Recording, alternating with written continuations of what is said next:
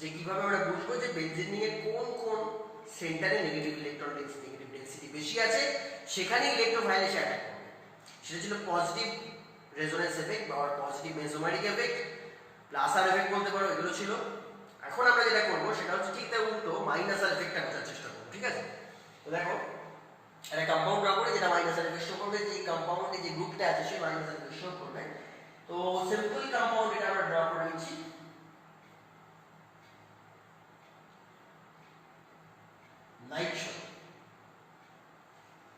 Nitro তার সাথে benzene attach আছে, so this is called nitrobenzene. Now দেখো ইলেকট্রন ডেনসিটি কোথায় বেশি আছে কম আছে কি করে চেক করব? সবই পাই বন্ড, এটাও একটা পাই বন্ড, সো প্রত্যেক জায়গায় ইকুয়াল ইলেকট্রন ডেনসিটি আছে। তো হায়ার ইলেকট্রন ডেনসিটি ফ্লো করার এখানে কোনো চান্সেস নেই। তাহলে এখানে আরেক রকম ভাবে ইলেকট্রন ফ্লো করতে পারে, ইলেকট্রোনেগেটিভ অ্যাটমের দিকে ইলেকট্রন ফ্লো করতে পারে। তো সেটাই এখানে হয়। কারণ তোমরা জানো যে নাইট্রোজেনের কাছে টোটাল 5টা ইলেকট্রন থাকে, 1 2 3, আর এই কোঅর্ডিনেট বন্ডে দুটো ইলেকট্রন, সিম্পল কোভ্যালেন্ট বন্ডে 3টে আর কোঅর্ডিনেট বন্ডে দুটো ইলেকট্রন ইউজড হয়ে গেছে। তো নাইট্রোজেনের কাছে এক্সেস লোন পেয়ার নেই, যেটা দিয়ে ইলেকট্রন বেনজিন রিং বা ফিনাইল রিং এর কাছে পুশ করবে। সো কি হবে, ইলেকট্রোনেগেটিভ অ্যাটমের দিকে ইলেকট্রন ফ্লো করে যাবে, অক্সিজেন ইজ ইলেকট্রোনেগেটিভ, তো অক্সিজেনের দিকে ইলেকট্রন ডেনসিটি ফ্লো করে বেরিয়ে যাবে। তাহলে নাইট্রোজেনের একটা ইলেকট্রন ডেফিসিয়েন্সি ক্রিয়েট হয়েছে, সো এই দিকে উল্টো দিকে এফেক্ট হচ্ছে। তাহলে এটাকে আমরা বন্ড টু বন্ড শিফটিং করব, bond to bond electron density shift করবে। তো এই নাইট্রোজেনের ইলেকট্রন ডেনসিটি, তো যেটা বলছিলাম বন্ধুরা, electron density bond to bond flow করে। ক্লিয়ার? যখন আমার কাছে কোনো ইলেকট্রোনেগেটিভ অ্যাটম থেকে যাবে, যখন উল্টো দিকে রেজোনেন্সটা হবে, ক্লিয়ার? তো বন্ড টু বন্ড যখন ইলেকট্রন ফ্লো করে, তাহলে আমি এখানে বলতে পারি যে this NO2 group withdraws the electron density। তাহলে যারা ইলেকট্রন ডেনসিটি উইথড্র করে তারা কি এফেক্ট শো করে? মাইনাস এফেক্ট শো করে। এটা রেজোনেন্স করছে, পাই ইলেকট্রন ডেনসিটি ফ্লো করছে rather than sigma. Sigma electron density flow করলে এফেক্টকে আমরা বলবো ইন্ডাকটিভ এফেক্ট, মাথায় ঢুকিয়ে নাও, লিখে রাখো।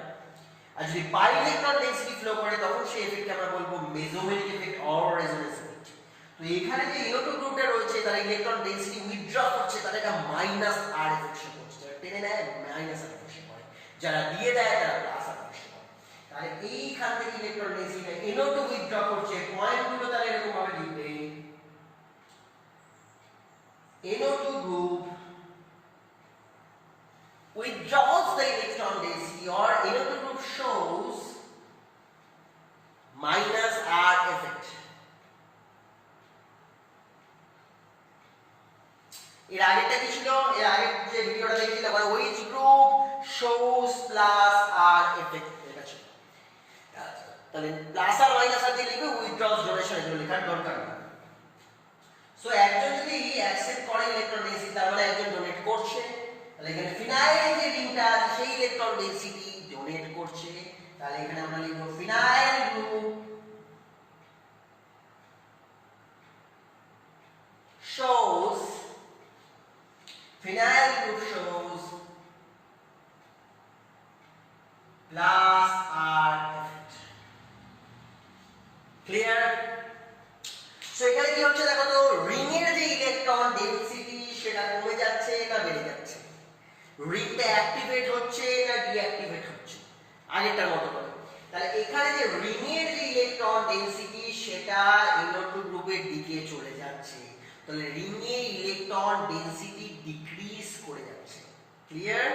সো এটা লেখা যেতে পারে the electron density of the phenyl ring decreased। তাহলে বলা যেতে পারে electron density of phenyl ring, কারণ ফিনাইল রিং এর থেকে NO2 টেনে নিয়ে চলে গেল সব, of phenyl ring is decreased। Clear? তার সাথে সাথে আর কি লেখা যেতে পারে দেখো, কম্পিটিশনের দিকে আসি আমরা। ধরো এই গ্রুপটাকে আমরা বেনজিনের সাথে কম্পেয়ার করছি, বেনজিন রিং এর সাথে কম্পেয়ার করছি। তো বেনজিন রিং এর কাছে এমন কোনো গ্রুপ অ্যাটাচ নেই যে বেনজিন রিং এর থেকে ইলেকট্রন ডেনসিটিটাকে উইথড্র করে নিয়ে চলে যাবে, এটা কোনো গ্রুপ এর সাথে অ্যাটাচ নেই। কিন্তু এর সাথে একটা ক্ষতিকারক গ্রুপ অ্যাটাচ আছে, এর ক্ষতি করছে। ইলেকট্রন ডেনসিটিকে তুলে নিয়ে যাচ্ছে, তাহলে এর রিংটা ডিঅ্যাক্টিভেটেড হয়ে গেছে, এই রিংটা কিন্তু তবুও অ্যাক্টিভেটেড আছে। ক্লিয়ার? মানে এর ইলেকট্রন ডেনসিটি এর তুলনায় অনেকটা বেশি। আই থিংক বুঝতে পারছো? তাহলে কি বলতে পারো, তাহলে কি বলতে পারি আমরা যে এই NO2 group deactivates the phenyl ring, or বলতে পারি phenyl ring is deactivated by the minus R effect of NO2। লিখতে পারি phenyl ring is deactivated, phenyl ring is deactivated কার থেকে, কার প্রতি ডিঅ্যাক্টিভেট হচ্ছে? হ্যাঁ, সেই ইলেকট্রোফাইলের প্রতি ডিঅ্যাক্টিভেট হচ্ছে। এর আগে আমরা বলেছিলাম যে ইলেকট্রোফাইল যারা আছে, পজিটিভ যারা আছে, পজিটিভকে কে ধরবে যার কাছে নেগেটিভ আছে, এর নেগেটিভ যে যা ইলেকট্রন ছিল সব এর উপর নিয়ে চলে গেল, তাহলে এর ভেতর ফাঁকা, এর এই ভেসেলে কোনো ইলেকট্রন নেই, কিন্তু এর কাছে ইলেকট্রন আছে, তাহলে এই ভেসেলটা এই ইলেকট্রোফাইলের প্রতি ডিঅ্যাক্টিভেটেড হয়ে গেছে, বাট এটার অ্যাক্টিভেশন এর তুলনায় বেশি আছে। তাহলে কি বলবে, phenyl ring is deactivated towards electrophile, towards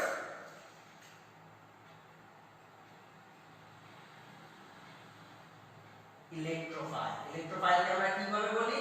E positive, সেটা CH3 পজিটিভ হতে পারে, NO2 পজিটিভ হতে পারে, ঠিক আছে? is deactivated, কিসের জন্য ডিঅ্যাক্টিভেট হচ্ছে? Deactivated by the minus R effect of NO2 group, minus R effect of NO2 group বলে লিখে দিয়েছি, তাই আমি আর বারবার লাইনটা লিখছি না। ক্লিয়ার? এর থেকে যদি ডিপে ঢুকতে হয় তাহলে আমাকে দেখতে লাগবে যে কোন কোন পজিশনে ইলেকট্রন ডেনসিটিটা কমে গেছে বেশি, আর কোথায় ইলেকট্রন ডেনসিটি একটু হলেও প্রেজেন্ট আছে, সেটা আমাকে দেখার জন্য রেজোনেটিং স্ট্রাকচারগুলো ড্র করতে হবে। তাহলে রেজোনেটিং স্ট্রাকচারগুলো যখন ড্র করি শর্টকাট এর আগেও শিখেছি, আরেকবার শিখবো, রেজোনেটিং স্ট্রাকচার ড্র করব, ঠিক আছে? তাহলে ধরো বেনজিনের সাথে পরে একটা एग्जांपल দিয়ে তোমাকে বুঝিয়ে দেব। ধরো বেনজিনের সাথে কম্পিটিশন হচ্ছে, কে ইলেকট্রোফাইলকে আগে ধরবে? নাইট্রোবেনজিন ধরতে পারবে না, কারণ নাইট্রোবেনজিনের ফিনাইল রিংয়ের কাছে ইলেকট্রন নেই, ইলেকট্রন ডেফিশিয়েন্ট, বাট বেনজিনের কাছে ইলেকট্রন সাফিশিয়েন্ট আছে, তো বেনজিন কি ইলেকট্রোফাইলকে ক্যাচ করবে, আগে ফাস্ট রিঅ্যাকশন করবে। ক্লিয়ার? এবার নাইট্রোবেনজিন রিঅ্যাকশন করবে, বাট রিঅ্যাকশনটা একটু স্লো হবে, তবুও রিঅ্যাকশনটা কোন কোন সেন্টারে হবে সেটা বোঝার জন্য আমাকে তার রেজোনেটিং স্ট্রাকচারগুলো ড্র করতে হবে। রেজোনেটিং স্ট্রাকচারে চলে আসি, চলো শর্টকাট।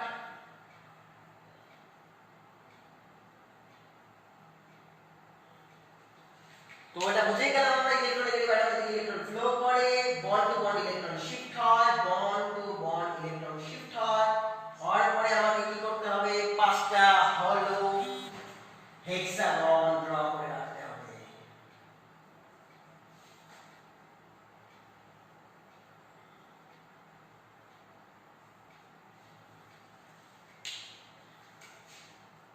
তাহলে হলো হেক্সাগন ড্র করে রেখেছি।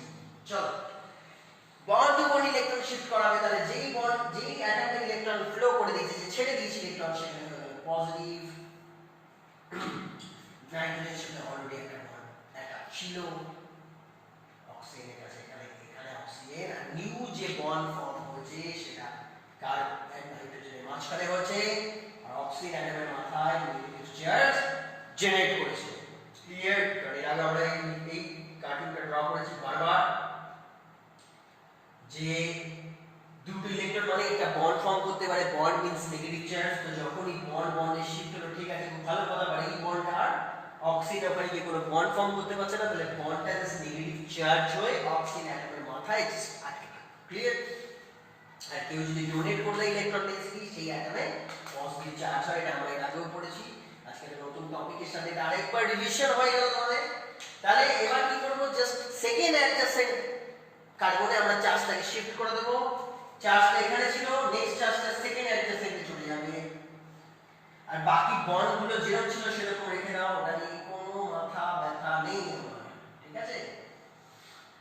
আর বাকি যে বন্ডগুলো কোথায় দেব, অবশ্যই চার্জে টাচ করা যাবে না, ডাবল বন্ডে টাচ করা যাবে না, ফাঁকা রেখে দিতে হবে। ক্লিয়ার? তাহলে নেক্সট যে অ্যাটমটা যে চার্জটা সেটা কোথায় হবে, second adjacent with respect to this atom, এখানে চলে গেল, তাহলে এখানে চলে গেল, বাকিটা আমার এখানে নাইট্রোজেন,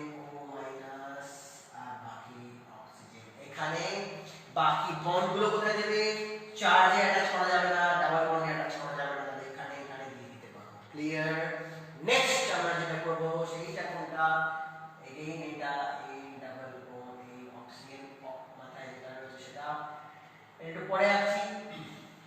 কারণ আমরা জানি যে ফিফথ যে স্ট্রাকচারটা হয় সেটা এডি মিরর ইমেজ হয়, তাহলে আমাকে একটা অ্যারো সাইনগুলো একটু দেখে নিতে হবে। অ্যারো কোথায় বন্ড টু বন্ড কিভাবে হচ্ছে অ্যান্টি ক্লকওয়াইজ ডিরেকশন এরকম ভাবে বন্ড অ্যারো দেওয়া হচ্ছে, এরকম ভাবে দেওয়ার চেষ্টা করব। বন্ড টু বন্ড কেন এখানে গেল? পজিটিভ মানে ইলেকট্রন ডেনসিটি কম, বন্ড মানে ইলেকট্রন ডেনসিটি বেশি, to higher to lower electron density flow করলো bond to bond. Next again bond to bond electron density flow করছে। Next again bond to bond electron density flow করবে, এই bond থেকে এই bond electron density flow করবে। আর আগে যে double বন্ডটা ছিল সেই ডাবল বন্ড আমি আবার গেইন করব। ক্লিয়ার? আগে ডাবল বন্ড আমি আবার গেইন করেছি, এখানে নিউ বন্ড ফর্ম করেছে, নিউ কালার জেনারেট করলাম, আর বাকি যে কালারগুলো ছিল সেগুলো আমি ড্র করলাম। ক্লিয়ার? নাম্বার করে দাও, স্ট্রাকচার 1 রোমানে, structure 2, structure 3, structure 4, structure 5। I think বোঝা গেছে? ইটস সো সিম্পল, ঠিক আছে? এটা নিয়ে কোনো প্রবলেম নেই। এবার একটা ফ্রেশ নাইট্রোবেনজিন আমরা ড্র করব।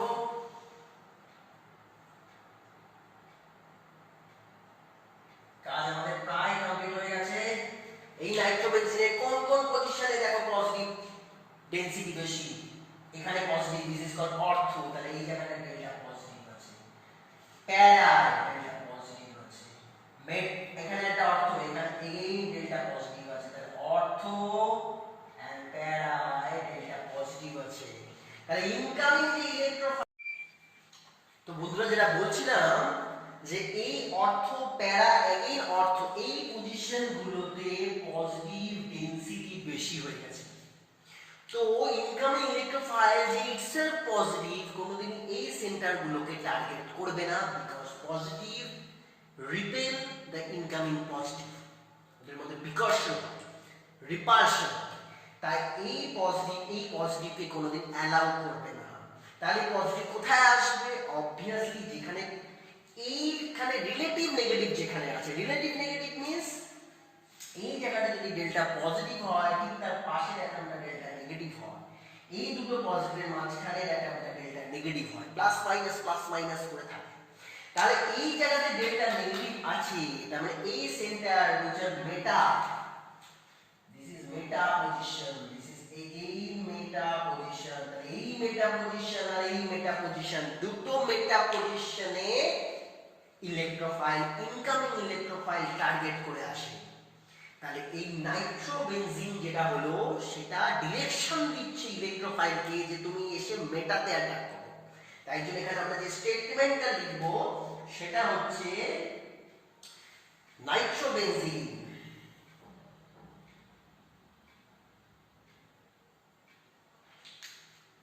is meta-directing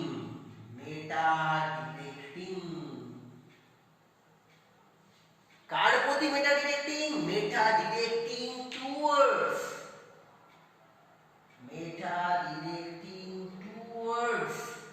incoming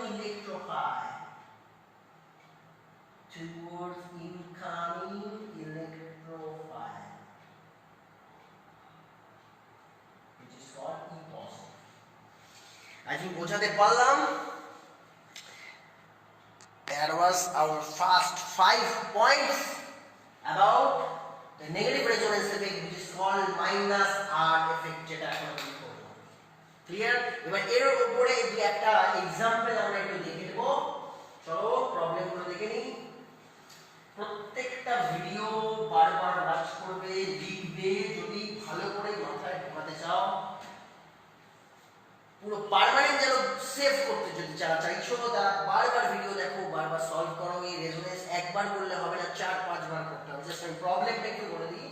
প্রবলেম কিছুই না, আমি একটা ইনকামিং ইলেকট্রোফাইল রেখেছি, ইলেকট্রোফিলিক সাবস্টিটিউশন রিঅ্যাকশন করব। একটা एग्जांपल দিয়ে দিই, নাইট্রোবেনজিনে যদি ইলেকট্রোফিলিক সাবস্টিটিউশন হয়, আমরা শিখে না নাইট্রোবেনজিন মেটা-ডিরেক্টিং, মেটাতে ইলেকট্রন ডেনসিটি বেশি থাকে। এই নাইট্রোবেনজিনের সাথে যদি কোনো ইলেকট্রোফাইল অ্যাটাক করে, তাহলে সেই অ্যাটাকটা কোথায় হবে, কোন জায়গায় হবে ইলেকট্রোফাইলের অ্যাটাকটা? অবশ্যই মেটাতে হবে। তাহলে মেটাতে যে হাইড্রোজেনটা থাকবে, সব জায়গায় হাইড্রোজেন আছে, আমি মেটালে যে হাইড্রোজেন সেটা সাবস্টিটিউট হয়ে যাবে, হয়ে ওখানে ইলেকট্রোফাইল চলে আসবে। তাহলে আমাদের যে প্রোডাক্টটা হবে সেটা হচ্ছে এইটা, মেটা সাবস্টিটিউটেড নাইট্রোবেনজিন। মেটা সাবস্টিটিউটেড নাইট্রোবেনজিন জেনারেট করবে। কেন? ই হচ্ছে পজিটিভ, ও টার্গেট করবে নেগেটিভ সেন্টারে।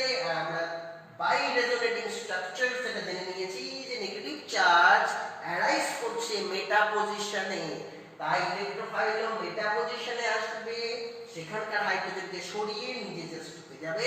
এইভাবে আমরা এই সাবস্টিটিউটেড প্রোডাক্টটা পেয়ে যাব। নাও একটা কম্পারিজন দেব।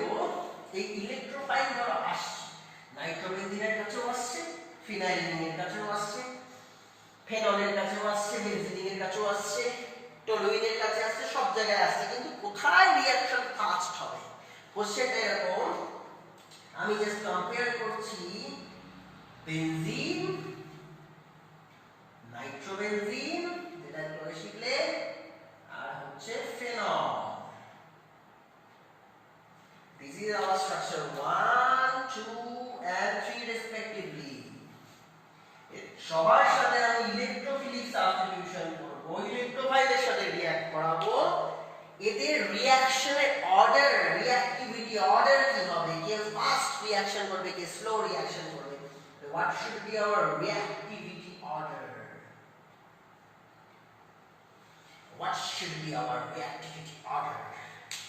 তাহলে এই তিনটের মধ্যে ইলেকট্রন ডেনসিটি কোথায় বেশি আছে? যেখানে গ্রুপগুলো প্লাস আর এফেক্ট শো করছে। আমি তোমাদের আগেও বলেছি, ওই group shows plus R effects will increases the electron density of the phenyl ring। তাহলে এই রিংটা অনেক বেশি ভরে গেছে, অনেক প্রেসার আছে ইলেকট্রনের এই রিংয়ের কাছে। Nitro group shows minus R effect, it decreases the electron density।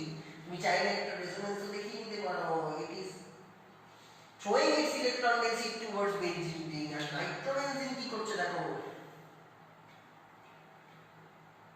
Nitrobenzene কি করছে? withdraws the electron density from the benzene ring, phenyl ring। So এর ভেতর থেকে পুরো খোকলা করে দিচ্ছে, ভেতরে কিছু নেই, সব ইলেকট্রন নিয়ে চলে গেছে। তাহলে এর রিঅ্যাক্টিভিটি সবচেয়ে কম, এর রিঅ্যাক্টিভিটি হেভি বেশি। তাহলে এটা মাঝামাঝি করে গেল, কারণ এর কাছে কোনো গ্রুপ অ্যাটাচ নেই। তাহলে reactivity order towards electrophile, towards electrophile. This is electrophile. কোথায় বেশি? ফেনলে shows plus R effect, which shows plus R effect, phenyl প্রচুর ইলেকট্রন ডেনসিটি, প্রেসার বেশি প্রচুর, তাহলে এখানে রিঅ্যাক্টিভিটি অর্ডার অনেক বেশি হবে।